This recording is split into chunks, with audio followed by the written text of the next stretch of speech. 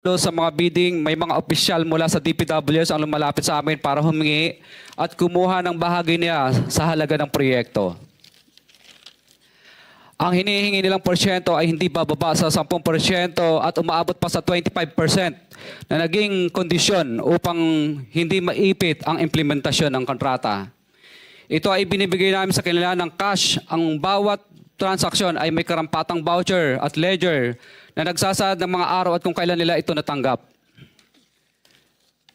Ilan sa kanila ay sina Terence Calatrava, former Undersecretary of Office of the Presidential Assistant of the Visayas of the Philippines, Kong Roman Romulo of Pasig City, Kong Jojo Ang of Uswag Ilonggo Party List, Congressman Patrick Michael Vargas of Quezon City, Kong Juan Carlos Arjo Aitaide of Quezon City, Nicanor Nicky Briones of AGA Party List, Congressman Marcelino Marcy Teodoro of Marikina, Congressman Florida Robes of San Jose del Monte, Bulacan, Congressman Leandro Jesus Madroño of Romblon, Congressman Benjamin Benji Agarao Jr., Congressman Florencio Gabriel Bem Noel of Anwaray Party List, Kong Leo de Ode Tariela of Occidental Mindoro, Congressman Reynan Arrogancia of Quezon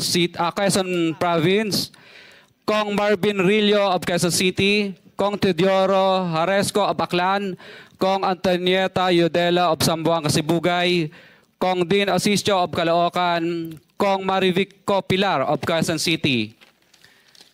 21. Mayroon ding mga kinatawa ng ilang politiko na nakikipagtakbo sa amin upang manghingi ng porsyento kapalit ng mga porsyento ng mga proyekto. Ang mga porsyentong ito ay 25% ay ipinipilit sa amin bilang karaniwang kalakaran na wala akong kakainang tanggihan. Ilan sa kanila ay sina Regional Director Eduardo Virgilio of DPW's Region 5, Director Ramon Ariola III of Unified Management UPMO, District Engineer Henry Alcantara, DPW's Bulacan First, Undersecretary Robert Bernardo, District Engineer Aristotle Ramos of DPW's Metro First, Pasig City, District Engineer Manny Bulusan of DPW's North Manila Deo, District Engineer Edgardo C. Pingol of DPW's Bulacan Subdeo, District Engineer Michael Rosaria of DPW's Quezon Second Deo. Karamihan sa mga kawani ng DPWs na nabanggit sa itaas ay paulit-ulit na binabanggit ang delivery ng pera ay para sa kay Saldico na dapat at least 25%. Si Kong Marvin Rillo naman ay ilang beses na binabanggit ang pangalan ni Speaker Martin Romualdez bilang kanyang malapit na kaibigan. 25. Sa tuwing umiinom kami sa Wine Story, sa BGC at sa Shangri-La Mall, sinasabi pa ni Kong Rillo na lahat ng kanyang request para sa pondo ay galing pa mismo sa unprogrammed funds at insertion na inaaprubahan ni Speaker. Ang tao ni Marvin Rillo na si Bogs Magalong ang pumupunta sa amin para kunin ang pera sa aming opisina o sa Wine Story. Si Kong Jojo Ang naman, lagi ring binabanggit sa lahat ng project sa kanya ay papondo ni Speaker at ni Saldico.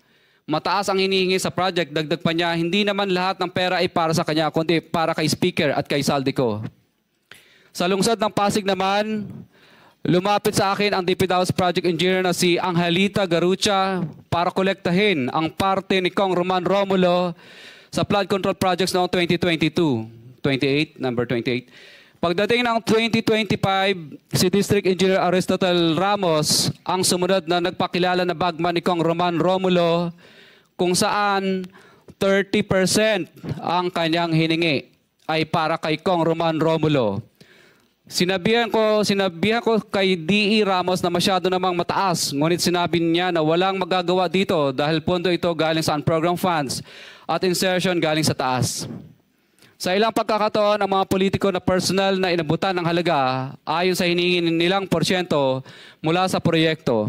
Ang pagbabayad na ito ay hindi naman kagustuhan kundi isang hakbang na ginawa namin dahil sa matinding panggigipit.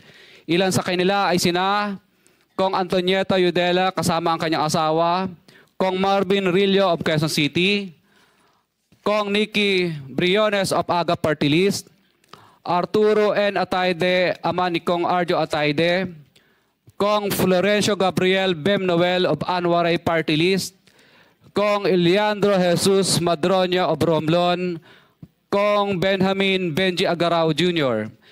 Bagamat naging matinding pagsubok ang kabawasan ng pondo na nakalaan sa proyekto, pilit at matapat naming sinusunod ang bawat espesifikasyon na nakasaad sa Program of Works na nakasaad sa proyekto ng DPWH.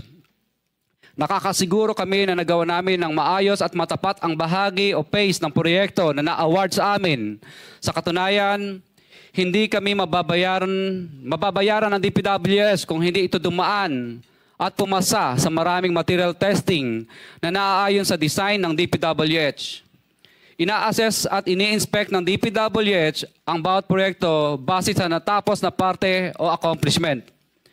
Napilitan kami na i-absorb ang kabawasan na ito na nagdudulot ng maliit na kita o pagkalugi sa ilang projects. Para makabawi, dinadamihan na lang namin ang partisipasyon sa mga projects. Taliwas sa mga lumalabas na may mga impormasyon sa publiko, hindi kailanman kami gumawa ng ghost projects. At masugid kami nag-i-inspect sa lahat ng aming mga natapos na projects. Handa po kaming tumistigo ng walang pilit at kusang loob bilang state witness at sabihin ang lahat ng nangyayaring katiwalaan ng Kamara, DPWH at iba pang mga kawani ng gobyerno upang gawin ang tama.